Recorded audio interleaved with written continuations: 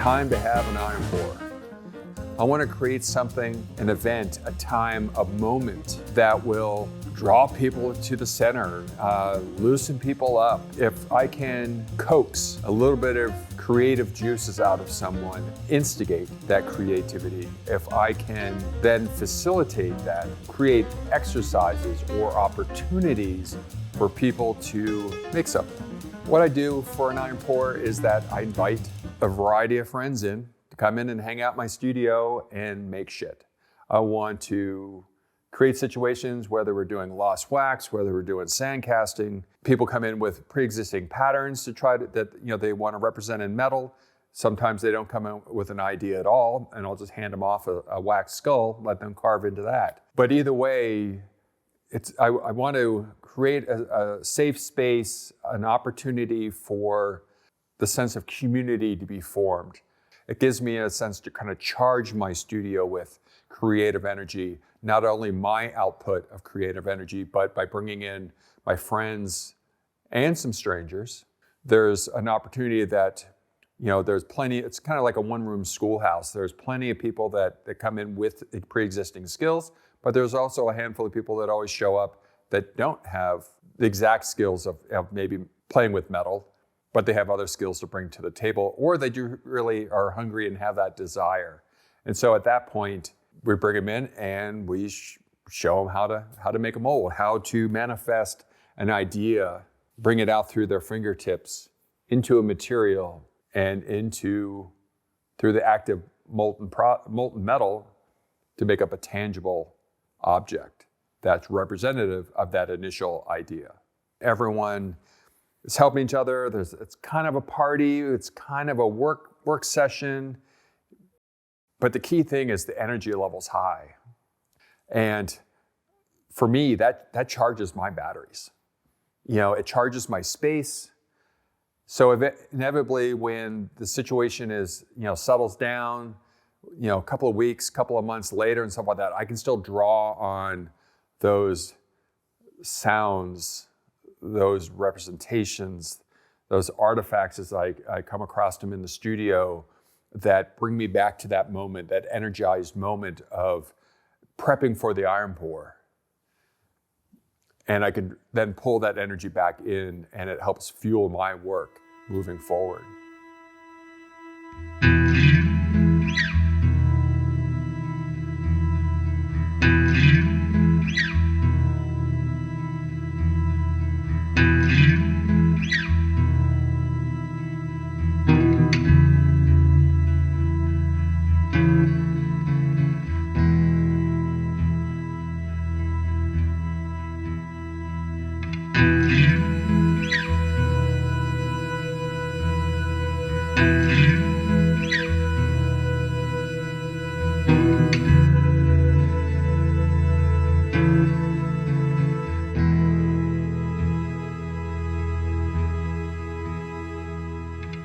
One of the crazy things of an iron pour, it's just not a one-day event.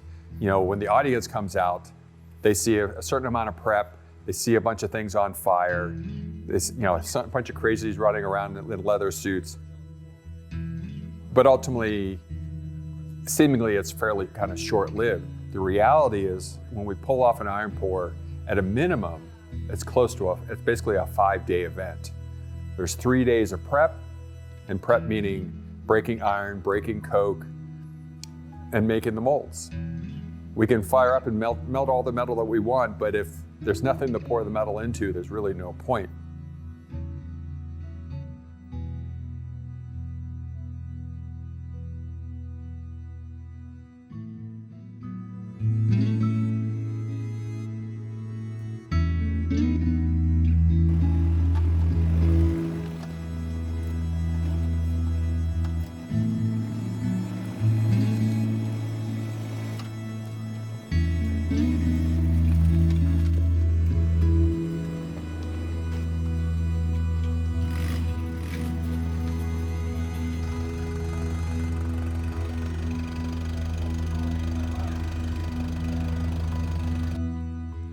There's a moment when you're breaking down the iron that you hit a sense of zen. The idea of taking a hard, structured material like these old radiators and breaking them down into Dorito-sized chunks that's conducive to the size of our furnace, that allows us to melt these things down into molten liquid that will then solidify into our visual ideas.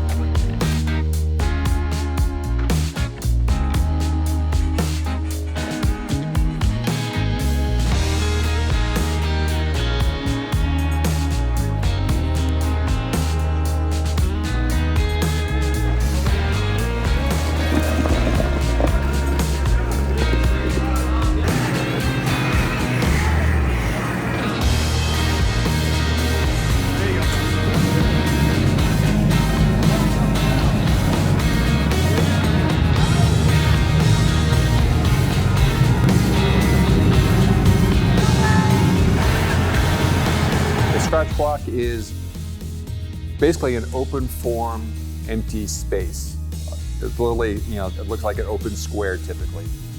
And the exercise is to carve into that created design, creating a open negative space that we're going to then pour hot molten metal into.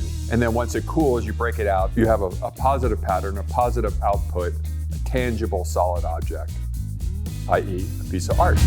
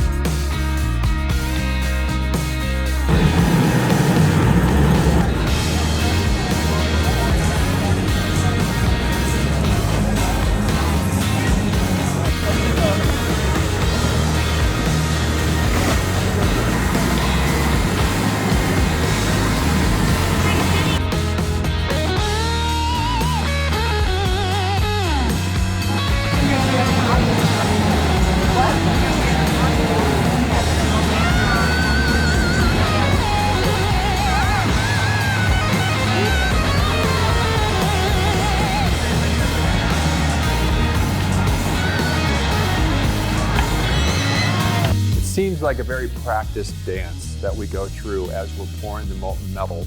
And as much as it's not scripted, there are duties and responsibilities that are expected amongst the team members.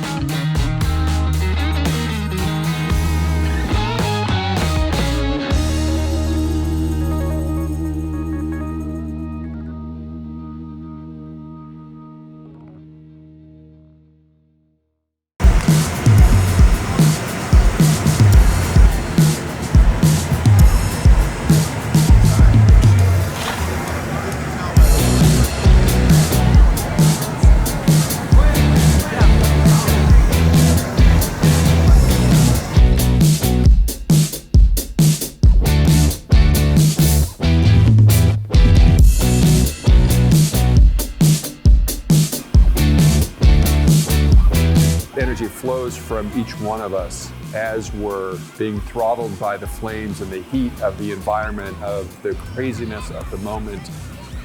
Ultimately, this interaction, this dance, that it's intimate, but it's public. It's subtle, but extreme. It's calm and fucking crazy.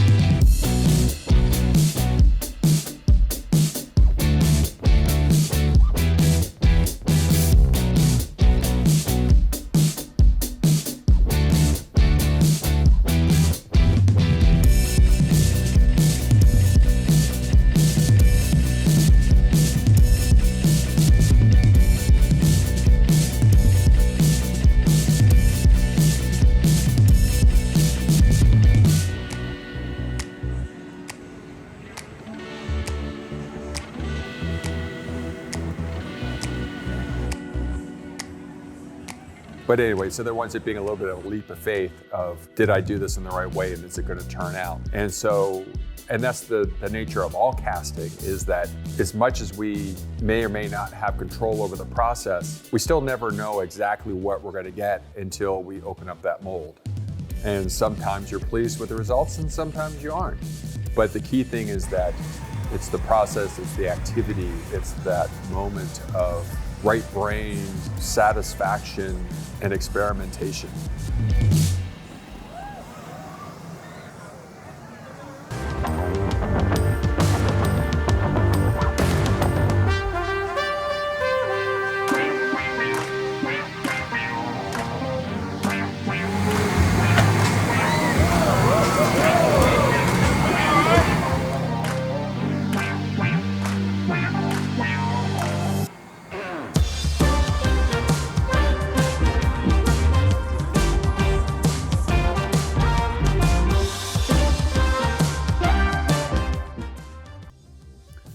So out of this 5-day event, we have 3 days of prep, we have the day and the event of the pour, but the 5th day is equally important as the first 4 days. It's the cleanup day. One, we make a big mess, but more importantly, it's a moment of reflection. It's a moment where people come out and see what they got from their efforts from the previous 4 days. Breaking open their molds, breaking open their shells, revealing, whether something worked or whether it didn't, as a kernel of an idea that could be taken to the next step at the next pour. We always know there'll be that next opportunity to be creative, make a spectacle of ourselves, have some fun, play with some fire, and rejoice in our sense of community and our friendships.